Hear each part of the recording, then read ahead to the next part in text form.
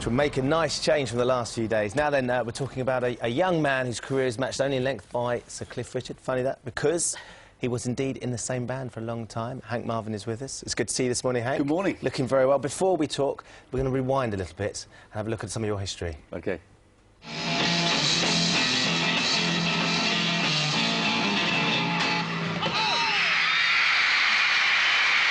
Shake it, baby, shake.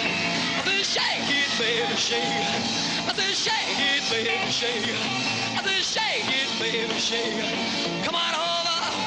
Whole lot of shaking going on. Pow, pow,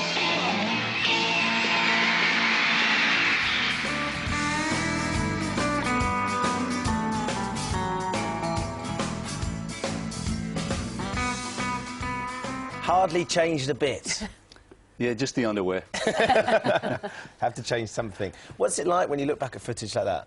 It's always interesting. I think it's easy to forget how, one, we looked, two, how we sounded. And I'm always intrigued by the fashions and how they've changed over the years.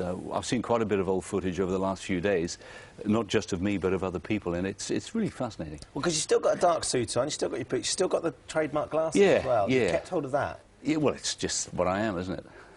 In terms of sort of footage, I think that was the 1964 NME Awards. Yeah. We're looking at back then. The Beatles were there as well. It was an amazing time for you guys to be part of what became such an important music scene. It was an interesting period, that part of the 60s, with obviously the effect and the impact the Beatles were having was enormous. Particularly, I think, through their songwriting. And funnily enough, a couple of years later, maybe a year later, we were at Abbey Road Studios recording, and Paul McCartney came in, and we'd known them really since they started to make it. And Paul said, I've written a tune that you might be interested in, could I play it to you? And he sat at the piano, he played this beautiful melody, and we said, that's a lovely tune. And he said, look, I'll stick it on a cassette and send it to you. Well, he didn't do that, and a few months later we heard their new album, and that tune was on the album as a song. Yeah. And on my new album, I managed to finally record. It's a tune called Here, There and Everywhere. Wonderful. It's only about 40 years later, but you know. You finally got it. And this is the new album, Hank Marvin, Guitar Man. You've recorded a lot of hits on this, including the hit you're going to play for us later, Light My Fire. Yes. How do you go about choosing what you're going to put on there? Well, this sort of album, which is TV advertised, there's as regards the record company, they want to have material which is instantly recognisable in terms of the title. So they gave me a list of songs, some which I don't like or I think won't work as instrumentals, and I come back with a counter list. So and finally we bring it down to what we have here. And you've got Patience, and Take That, the sort of comeback single. Yeah, it's a great tune. It's a fantastic tune. Yeah, and it's a great version. I'm sure. You're bound to say that. The only other thing I was intrigued by, not the only other thing, because there's tons we could talk about, but your name, Hank Marvin. Yeah. A stage name, clearly. Where on earth did you... Why did it's Hank actually... Well, in fact, it wasn't my original name, but it is my name now. I changed it by deed poll when I was 18 years old. Yeah. But the name Marvin came from a country and western singer called Marvin Rainwater. Right. And I thought that... they were the days when everyone was looking for stage names. And I thought, Marvin, that sounds really cool. Whether it does or not, I don't know now, but it did then. And Hank was just a nickname from school. I had several friends, all called Brian. One was called Whitey, because his name was White. Another was called Jim for no reason at all. And I got Hank. And it stuck.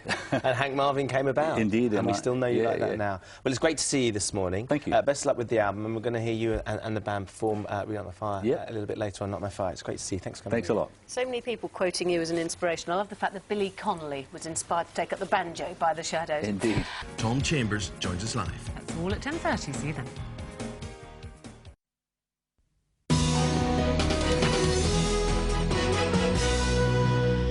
Got a music legend for you. Look, it's time for a music legend. It's there. I know. Hank Marvin, with his version of the classic Light My Fire.